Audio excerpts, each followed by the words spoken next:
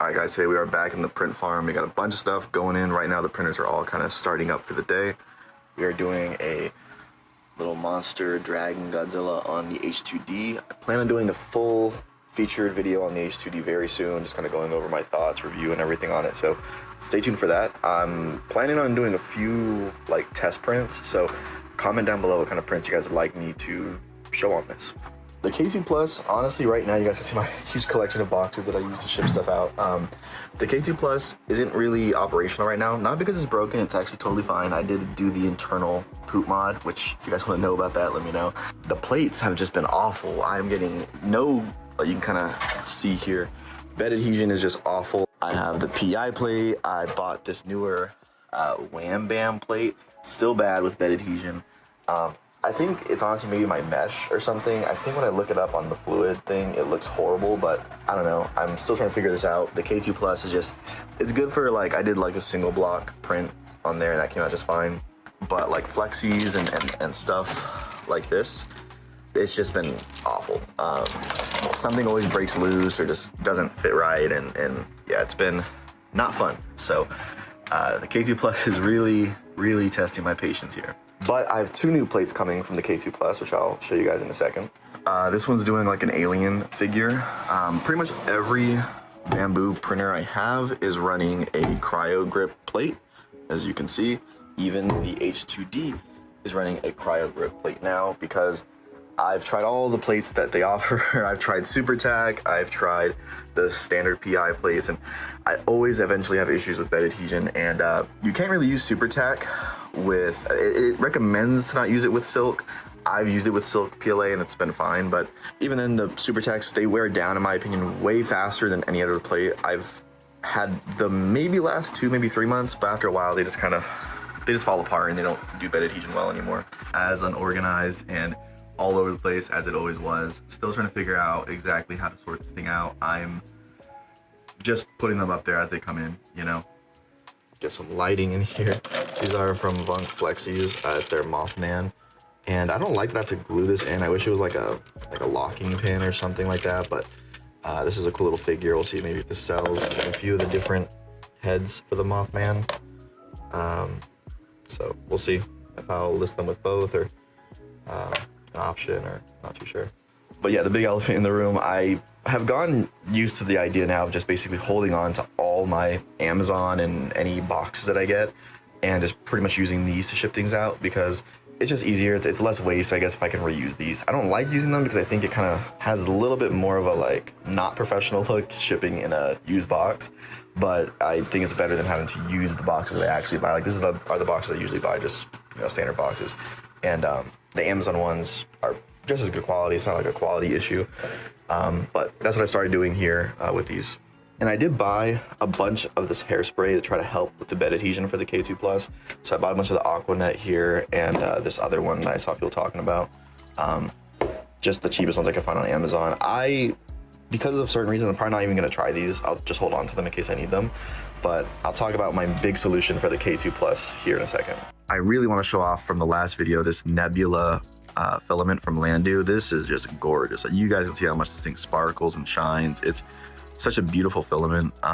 It's technically not a silk either, so that's kind of interesting. But this thing is just like come on, this thing is beautiful. So I love using this filament. I don't get too many orders in it, which is kind of surprising. I thought because it's such a vibrant, you know, looking filament that it would sell really well, but not really. It's kind of just been hanging out. I think I'm still on my first spool that I ever bought for it. So great filament. It looks awesome.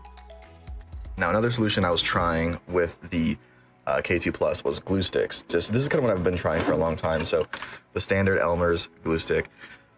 This works okay. I hate the residue that this leaves on prints. It's honestly like hard to even in my eyes tell them. I pretty much always have to like wipe them down with isopropyl alcohol, hit them with a torch a little bit, and it still always has kind of like a tacky feel.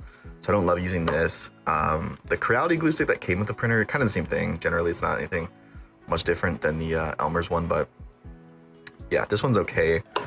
Now these two are pretty much the same from what I can tell. This is the Bamboo Lab adhesive. This came with my, I think, X1 Carbon when I bought it. It's fine, like it's a liquid glue, but I've actually never had this work. Like whenever I've used this on prints that are not sticking and I tried this, it doesn't do anything. I don't know. And then I bought kind of the BQ version. It's like the same style, like liquid, and then everything looks the same. Same thing. I don't really see or feel a difference with this to the bamboo, to be honest with you. So these are just going in the drawer for now. I'll put the Elmer's one in there. Because I just don't think that those are worth trying, to be honest. All right, so these are hopefully going to be the solution to all my bed adhesion issues with the K2 Plus. So I bought this one, the Dud V2 cool plate. So from what I understand, this should kind of be like a super tack cryo grip plate. For some reason, BQ and cryo grip, they rushed to make one for the H2D, but they did not even touch the K2 Plus. There are, I know, other sizes that BQ makes that are not bamboo related, so I'm not sure exactly what's going on there, but this is what I picked up here. So hopefully this works. And I've heard good things about the plate. I haven't seen too much info though. This is one of those plates that isn't super well documented online or on Reddit, so I'm kind of just hoping it's good. The other plate that I've actually heard great things about is this Khedive plate here. Kind of the same vibe as a cryo grip from what it looks like here. And they show pictures of it in gray, but all the videos I've seen has been it in purple. And they have a 370 by 370 size here that's perfect for the K2 Plus. And yes, I picked this up also. It wasn't 17, it was like 40 something. So kind of the same price as these two plates. Eventually when these both come in, I'm gonna hopefully show them to you guys, let you guys know if they're actually worth it or not. Like I said, I bought the epoxy resin plate. I have the standard PI plate. I bought a new PI plate thinking that maybe mine was a dud, the first one I got. I tried the Wham Bam plate, which is insanely expensive, to be honest. It was like $100. And now I'm trying these plates out. So hopefully some of these plates work and have better adhesion than just standard PI. I would really, really love if BQ just did a small batch of cryo grips, to be honest, but for some reason they don't seem super interested. So this is what I picked up, and the Khedive plate, and I'll let you guys know if they're good. But until then, because I have the H2D, I don't really need to use the K2 Plus right now. Like I said, I'm using it for small stuff here and there that isn't super intense for bed adhesion, stuff like just simple blocks and whatnot. So I'm still using it. It's not out of commission. It's not broken or anything. The bed adhesion is hard for me to trust this printer right now. The H2D with the cryo grip has been perfect. No issues. I've actually had more issues ripping things off. I had a few pieces on there with a brim, and the brim was like getting glued to the plate. It was insane. So that's been phenomenal so far. My other cryo grips have all been, I mean, just flawless. I have no issues with any of my cryo grips, to be honest with you.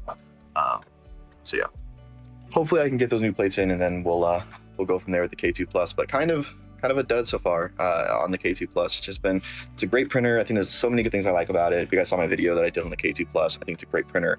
I just feel like there's a few things I don't love about it. And for some reason, I think the bed mesh is just horrible on these printers. So then that makes it so bed adhesion is kind of horrible. And then that makes it so even a standard PI sheet makes it hard. I don't know. I've seen mixed things. I've seen some people say and agree with me that the bed adhesion is an issue. And then I've seen some people say that it's not at all and they're totally fine. So who knows? I do know that the K2 Plus has silently been revising certain things, like the rods are a little bit different. I have an older one, so my poop chute was actually one of the older styles, which is why I did the internal poop chute mod. Again, if you guys want to see a video on how this whole thing works, it's kind of insane. It's kind of bonkers, but it actually works pretty fine for what I do. And the fact that right now the K2 Plus isn't really doing multicolor for me as much anymore. I do more multicolor stuff on the H2D just to save filament. This is kind of more just like a few color shifts and large scale stuff is what the K2 Plus is really dedicated to now. So, but yeah, this is a short one. I just have a little bit of an update for you guys there. Everything's been good in the print shop. Like I said, all the prints have been going good. I moved all the stuff I moved it up there. So they're all up there chilling now. Is it safe? Is it stable? No, but these are here now. They're not plugged in. They're not really working yet. So there's there right now. I actually might be getting rid of these. I don't really feel like I need them that much, considering all the printers I have currently. It just kind of feels a little bit unnecessary. But yeah, so I hope you guys enjoyed the video. I'll hopefully be posting more. Let me know what you guys want to see. I'm kind of just printing stuff and recording me printing stuff. I don't really have like a goal, to be honest. I'm just doing my day in the life type vibe. And yeah, let me know what you guys want to see. And thanks for watching all the way to the end. I do appreciate it, and have a good one.